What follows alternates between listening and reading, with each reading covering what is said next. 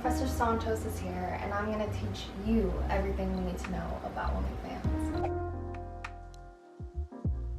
So I've been doing OnlyFans for a year and a couple months, and throughout that time I've definitely learned how to manage my business, my customers, finance, and mental health so that everything runs smoothly and grows exponentially. I think a lot of the videos on YouTube, or just most people who talk about OnlyFans, the information they give can be a bit misleading because, let's be honest, I think the majority of the creators on OnlyFans aren't people with a big following. So I want to be a little bit more honest with you about how much you can make on OnlyFans, how it will be when you start off, things like that.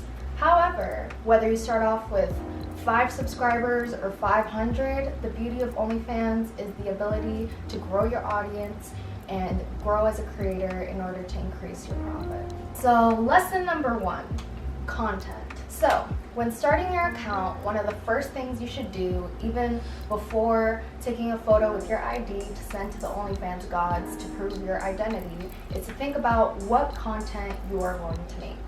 So when I made OnlyFans, I was already starting to get into cosplaying, and I knew that was something that I really liked, I really enjoyed doing, so I thought, okay, I can revolve the majority of my content to be cosplays. I was actually inspired by people such as Jessica Negri, who took her cosplays and just made it incredibly sexy and lewd. So I figured, I like seeing people dress up as my favorite characters, and it's even better if they add a little sexy twist. So I thought, I really would like to do that and provide content that people will enjoy. But with that being said, I also didn't want my content to be only cosplaying, so I also do lingerie posts, or posts that are a little bit more casual. I could be wearing a cute outfit or stuff like that. A lot of my content as well is just exclusive, meaning it doesn't have to all be lewd. I post selfies on there that probably won't be posted anywhere else. Basically, just think about the content that you want to make. Don't just make the account and kind of be lost or not feel the motivation to post. Have kind of an organized plan so everyone's happy, because trust me, your subscribers will notice if you're putting in effort to your content or not. So I really suggest just thinking a little bit about what you are going to do, and you'll be set. Lesson number 2, protect your content. There are a lot of foul people in this world, but I'm sure you already knew that. The reality of being an OnlyFans creator means that there are numerous people trying to illegally download your content, whether it's to resell it for their own enjoyment, or they simply want to post it so that you don't make profit off of your content. I don't want to assign the blame to a single gender, but most of the time it is men who are angry that there's something that they can't have and they don't get the content for free, that women are finally taking control of their bodies and deciding to make a profit off of it when they feel that it should be free. But this is where can model protection comes in. So this is gonna sound really sponsored, but trust me, it's not. I wish it was, but it's this service that I've recently started using because I've had my own fair share of people trying to leak my content, posting it, finding it on weird websites that I didn't even know existed. And this site literally changed the game, honestly. It's a little bit pricey, but I definitely think that if you are looking to take OnlyFans serious, because I see it as business, a lot of other girls see it as business, I definitely think that you should invest a little bit into your business so that you can make a profit, and in the long run you'll pay yourself back way more than what you spent on it. But anyway, what this site does is that they look through the internet basically and take down any illegal images or downloads, videos, anything that involves your OnlyFans content. And they don't only just do OnlyFans, they do sites like Patreon. Basically, I feel like any subscription service where you upload content that is exclusive or that people pay for.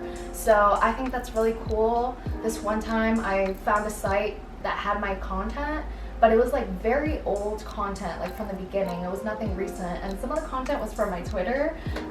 So I guess they were trying to trick people into, but anyway. And I was gonna open a ticket because I thought, oh, hey, like they haven't seen this yet. And literally before I could open the ticket to submit to them that there's this site with my content, they took it down immediately, and they give you weekly reports. Overall, I think it's a great service that you should definitely look into if you are an OnlyFans creator. I'll also have my referral link down below. Please, I will remind you, I'm not sponsored, but the referral link will help me out a little bit. I'll be clear about that, but it's down there if you want to click on it. Lesson number 3, manage your money. So the reality is there's a lot of people doing extremely well on OnlyFans, but there's also a large majority of people who are working on growing their audience and increasing their subscribers. I want you to be aware of this because not everyone has the same situation when they're about to make an OnlyFans. There's definitely pros and cons. So by this I mean, do you think it's worth it spending time making content? Maybe not everyone does nude content, a lot of people do lewd, but let's say you're deciding to do nude content.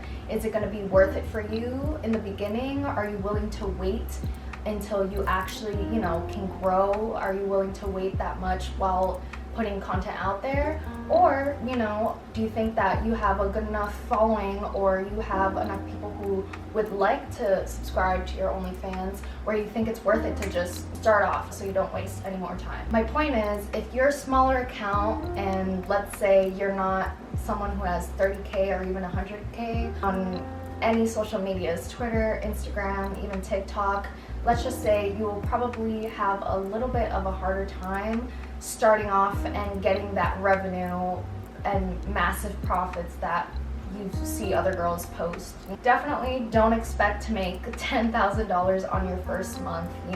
I'm really just trying to be realistic. I'm not trying to discourage you. This is just more so for everybody. I don't want to just cater a video to girls or anyone who wants to make an OnlyFans who have big followings. I really want to be realistic and show you how it would be like if you're a smaller creator and you really want to start in and jump on OnlyFans.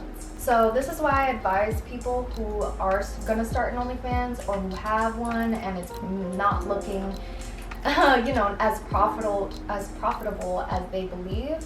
I definitely recommend that you should not only dedicate time to your OnlyFans content, but also dedicate time into growing your other social medias. Make sure you're active on Twitter. Make sure that you're posting almost every day on Instagram. Make sure that every now and then you're posting a TikTok, stuff like that, because not only should you not put all your eggs in one basket, but when you grow your accounts, that means you have a bigger pool of people to promote your OnlyFans to, and the potential of someone else subscribing increases. So that's definitely a key thing that I think you should remember and take into account when you're going to make an OnlyFans, because it may seem like not a lot of work, but I definitely think that you have to have a little bit of detail and care to all aspects of your social media accounts in order for an OnlyFans to be successful. On the topic of money, I want to touch upon payouts. So basically, when someone subscribes that amount, you won't be able to withdraw whatever the amount is until it reaches $20 and after 7 days. So you can immediately pay out, but anytime your actual balance is over $20, then you're free to withdraw. Also, OnlyFans takes a 20% cut from whatever you earn, but keep in mind this is not for taxes. You have to file that on your own. So don't forget to do that, and don't forget to set money aside so that you can pay whatever in taxes. I definitely recommend going to someone outside of H&R Block, someone who has experience working with sex workers or online creators, anyone who is self-employed. I just highly suggest, or if you know about taxes yourself, then go ahead, do it on your own, but I don't recommend going to a place like H&R Block. I'm sure they're great for other people, but me personally and with a bunch of other girls who do OnlyFans, they fucked us over and made us pay way more than we should have, just because, you know, they're trying to make a profit off of us and they don't know that much about OnlyFans. So I'm gonna leave it at that. I definitely suggest saving whatever you earn. I know when you start making money that you've never had before, it's like, oh shit, like you kind of want to go and buy stuff that you've always wanted to buy, but I highly suggest to save at least 50% if you're able to. When I first made OnlyFans, the first 5 months, I literally did not touch the money that I made. I just put it all into savings. Now I save like 70 to 75%, sometimes 50, 60, but the majority of the time I put 70% of what I made each month away into savings, just to have a nice little cushion for emergencies, to pay for taxes at the end of the year. So yeah, that's simply my recommendation. I'm not a finance expert, but I always feel that it's more important to save, you know, than splurge and just spend all your money and then you have a little bit of a debt or you can't pay your taxes at the end of the year. Lesson number 4, mental health. A lot of people think OnlyFans is easy money, and I can agree that it's great to make money and profit off of your body and content and making your own content in the comfort of your home or wherever you're doing it. But it also comes with a lot of backlash and people, you know, thinking that you don't respect yourself because you're putting your body online, or, you know, saying that you're ruining your life and that you just lost your worth. That's not true, and that's definitely, I would say, one of the difficulties to overcome with OnlyFans, at least for me. You just have to learn to not care, because even some subscribers, luckily mine are all, you know, super nice and understanding, but sometimes I have had some subscribers who can be a little bit mean. When I first made my OnlyFans, there was just as many people supporting me as the people telling me that I was making a mistake and that I am ruining, you know, my life and I'm really making a bad decision. But now those people either subscribe to me or they made their own account. So with that being said, I just want to say, whatever you decide to do, if it's to do OnlyFans or to just keep working a regular job or whatever job you already do, it's up to you. And it shouldn't be based on anyone else or influenced by anyone else. I'm simply here trying to provide as unbiased as I can information that will maybe help you grow your OnlyFans or start one. I don't think that OnlyFans is for everyone, but with that being said, I think anyone can do OnlyFans. The most important thing is take care of your health and make sure that you don't do anything that you're not comfortable with. That's one, if there's one thing that you can remember, is just don't do anything that you're not comfortable with. In regards to content, you know, if you get a request, no matter how large that number is that they're offering to pay you, don't go outside your boundaries. I've had a lot of requests to do like nude stuff, but I've rejected them all because I just don't feel comfortable with that. Will I ever be comfortable? We'll never know. I don't know. But definitely stay within your comfort zone for content, unless you want to try something new. So that concludes today's lesson. I hope that I answered any questions that you might have had. If you have any more, feel free to comment down below in the comment section, or if you want to tweet me. All my @, all my social handles will be down below. Also down below in the description box, I'll have my referral link. So basically what that is since OnlyFans takes 20% of what you make, out of that 20%, it'll give 5% to whoever you use the referral link. Well, class, thank you for attending OnlyFans 101. Now go get that bag.